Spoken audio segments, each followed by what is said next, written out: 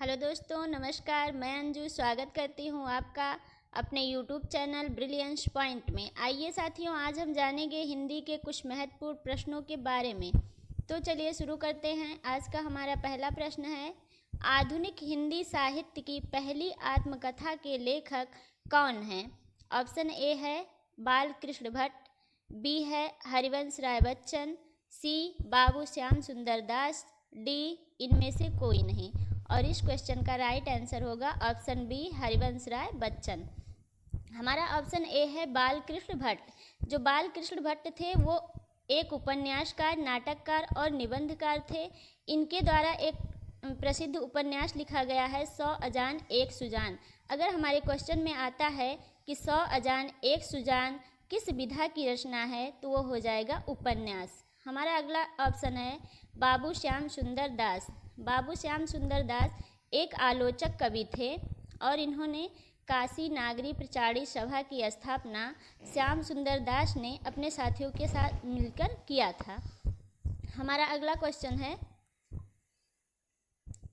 कवियों का कवि किसे कहा जाता है? ऑप्शन ए है धर्मवीर भारती, बी शमशेर बहादुर सिंह, सी रघुवीर सहाय, डी सर्वेश्वर दयाल सक्सेना। और इस क्वेश्चन का राइट आंसर है option B Shamsher Bahadur Singh. Option A है धर्मवीर भारती। धर्मवीर भारती जो थे वो आधुनिक हिंदी साहित्य के प्रमुख लेखक, कवि और नाटककार थे। धर्मवीर भारती का एक प्रसिद्ध उपन्यास है गुनाहों का देवता। अगर क्वेश्चन में आता है कि गुनाहों का देवता किस लेखक का प्रमुख उपन्यास है, वो हो जाएगा धर्मवीर भारती का। हमारा अगला ऑप्शन है रघुवीर सहाय।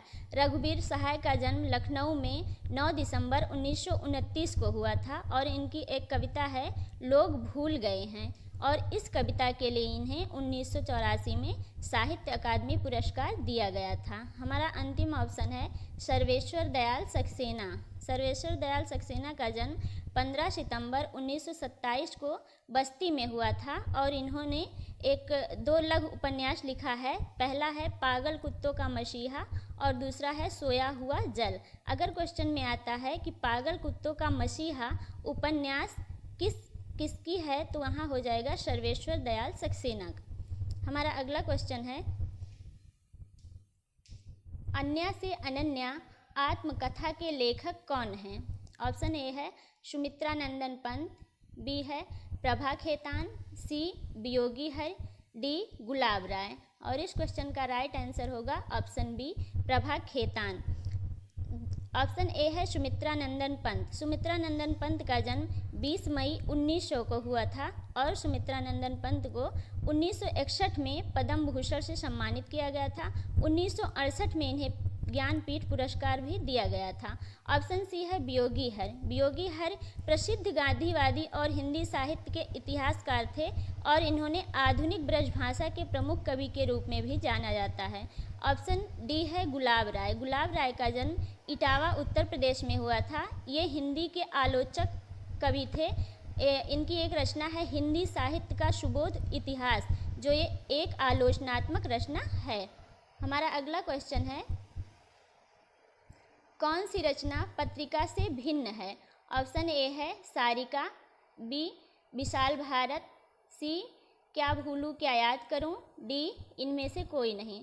तो ऑप्शन सी इसमें सही हो जाएगा, क्या भूलूं क्या याद करूं। हमारा ऑप्शन ए है सारिका।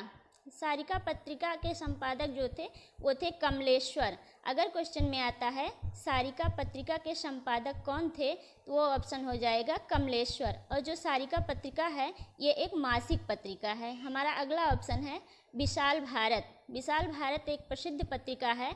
इसका प्रकाशन 1928 में कलकत्ता में हुआ था और इसके जो संपादक हैं वो हैं रामानंद चट्टोपाध्याय। अगर हमारे क्वेश्चन में आता है कि विशाल भारत पत्रिका के संस्थापक कौन थे, तो वहाँ हो जाएगा रामानंद चट्टोपाध्याय। हमारा ऑप्शन सी है क्या भूलूं क्या याद करूं और इसके रचनाकार हैं हरिवंश राय बच्चन और ये उनकी एक आत्मकथा है। हमारा अगला क्वेश्चन है, उपन्यास सम्राट किसे कहा जाता है? ऑप्शन ए है प्रेमचंद, बी महादेवी वर्मा, सी प्रताप नारायण मिश्र। और इस क्वेश्चन का राइट आंसर हो जाएगा ऑप्शन ए प्रेमचंद। हमारा ऑप्शन बी है महादेवी वर्मा। तो महादेवी वर्मा को छायावादी युग की प्रमुख कवियत्री कहा जाता है और इन्हें आधुनिक मीरा के नाम से जाना जाता है। हमारा ऑप्शन सी है प्रताप नारायण मिश्र। प्रताप नारायण मिश्र प्रमुख लेखक, कवि और पत्रकार थे। इनकी रचनाएं हैं प्रेम पुष्पावली, मन की लहर, हठी हमीर, गो संकट आदि इनकी प्रमुख रचनाएं। हमारा अगला क्वेश्चन है हिंदी को नए चाल में ढालने का श्रेय किसे है? ऑप्शन ए प्रेम सागर को, बी हिंदी प्रदीप को, सी सरस्वती को, डी हरिश्चंद्र चंद्रिका को। और इस क्वेश्चन का राइट आंसर हो जाएगा ऑप्शन सी सरस्वती को। हमारा ऑप्शन ए है प्रेम सागर। प्रेम सागर के रचनाकार हैं लल्लू लाल और ये जो प्रेम सागर है इनका एक प्रमुख ग्रंथ है। अगर हमारे क्वेश्चन में आता है कि लल्लू लाल द्वारा लिखा गया ग्रंथ कौन सा है तो वो हो जाएगा प्रेम सागर। हमारा अगला ऑप्शन है हिंदी प्रदीप। हिंदी प्रदीप एक मासिक पत्रिका है और इसका संपादन बालकृष्ण भट्ट ने किया था। अगर क्वेश्चन में आता है कि हिंदी प्रदीप पत्रिका का संपादन किसने किया था तो वो हो जाएगा बालकृष्ण भट्ट। हमारा अंतिम ऑप्शन है हरिश्चंद्र चंद्रिका। हरिश्चंद्र चंद्रिका के लेखक हैं भारतेंदु हरिश्चंद्र। भारतेंदु हरिश्चंद्र की ये एक पत्रिका है। हमारा अगला क्वेश्चन है वर्ण रत्नाकर का रचना काल क्या है? ऑप्शन ए 15वीं शताब्दी, बी 14वीं शताब्दी, सी 16वीं शताब्दी, डी इनमें से कोई नहीं। और इस क्वेश्चन का राइट आंसर हो जाएगा ऑप्शन बी 14वीं शताब्दी। हमारा अगला क्वेश्चन है हिंदी गद्य का विकास कब से हुआ है? ऑप्शन ए है आधुनिक काल से, बी है आदिकाल से, सी भक्ति काल से, डी रीतिकाल से। और इस क्वेश्चन का राइट आंसर हो जाएगा ऑप्शन ए आधुनिक काल से। हमारा ऑप्शन है आदिकाल, यानी आदिकाल का समय जो है वो 8वीं शताब्दी से 14वीं शताब्दी था। रामचंद्र शुक्ल ने आदिकाल को वीरगाथा काल नाम दिया था। अगर क्वेश्चन में आता है कि रामचंद्र शुक्ल ने आदिकाल को क्या नाम दिया था तो वो हो जाएगा वीरगाथा काल नाम दिया था। हमारा ऑप्शन अगला है भक्तिकाल। भक्तिकाल को पूर्व मध्यकाल के नाम से भी जाना जाता है। जो जॉर्ज ग्रियर्सन थे उन्होंने भक्तिकाल को स्वर्णकाल कहा था और श्याम सुंदर दास ने भक्तिकाल को स्वर्ण युग कहा था। अगर क्वेश्चन में आता है कि भक्तिकाल को स्वर्णकाल किसने कहा था तो वहाँ हो जाएगा जॉर्ज ग्रियर्सन ने।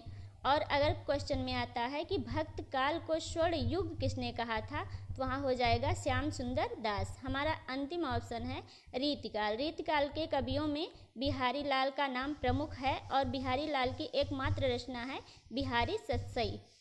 अगला क्वेश्चन है सर्वनाम के कितने भेद होते हैं? Option A 2, B 4, C 6, D 8। और इस क्वेश्चन का राइट आंसर होगा ऑप्शन सी 6। सर्वनाम इस प्रकार है, सर्वनाम के भेद इस प्रकार हैं। पहला है पुरुषवाचक सर्वनाम, निश्चयवाचक सर्वनाम, अनिश्चयवाचक सर्वनाम, संबंधवाचक सर्वनाम, प्रश्नवाचक सर्वनाम और निजवाचक सर्वनाम। हमारा अगला क्वेश्चन है भारत की भाषा की सार्थक लघुत्तम इकाई कौन सी है? तो ये हो जाएगा ऑप्शन ए पद, बी शब्द, सी ध्वनि, डी वाक्य। और इस क्वेश्चन का राइट आंसर होगा ऑप्शन सी ध्वनि। ध्वनि वर्ण का मौखिक रूप होता है और जो ध्वनि वर्ण का मौखिक रूप होता है और ध्वनि का लिखित रूप होता है वर्ण। अगर क्वेश्चन में आता है कि वर्ण का मौखिक रूप क्या होता है तो वहाँ हो जाएगा ध्वनि। और अगर आता है क्वेश्चन में ध्वनि का लिखित रूप क्या होता है तो वहाँ हो जाएगा वर्ण। हमारा अगला क्वेश्चन है महाप्राण ध्वनियाँ व्यंजन वर्ग में किससे संबंधित हैं? ऑप्शन ए है दूसरा और तीसरा, बी पहला तीसरा, सी पहला चौथा, डी दूसरा चौथा। और इस क्वेश्चन का राइट आंसर होगा ऑप्शन डी दूसरा चौथा।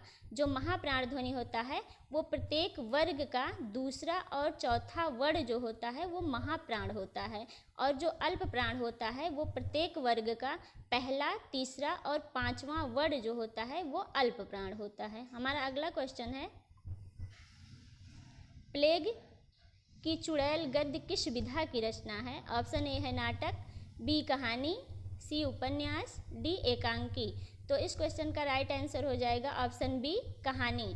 जो प्लेग की चुड़ैल गद्य है ये भगवान दास की रचना है। हमारा अगला क्वेश्चन है, मीनाक्षी का पर्यायवाची शब्द कौन सा है? ऑप्शन ए है लक्ष्मी, बी दुर्गा, सी सुंदरी, डी मछली। और इस क्वेश्चन का राइट आंसर हो जाएगा ऑप्शन बी दुर्गा। लक्ष्मी का पर्यायवाची होता है रमा, पद्मा, कमला, श्री, हरप्रिया, तनया, सिंधुसुता आदि। और सुंदरी का होता है शुभगा, रूपसी, सुदर्शना, रूपराशि। और मछली का होता है मीन, जल, जीवन, मत्स्य आदि। हमारा अगला क्वेश्चन है, विहित का विलोम शब्द क्या है? ऑप्शन ए है कृत, बी वरिष्ठ, सी निषिद्ध, डी प्रवृत्ति। और इस क्वेश्चन का राइट आंसर होगा ऑप्शन सी निषिद्ध। तो कृत का विलोम होता है अकृत, वरिष्ठ का होता है कनिष्ठ, प्रवृत्ति का होता है निवृत्त। हमारा अगला क्वेश्चन है, दिन और रात के बीच कौन सा चिन्ह लगेगा?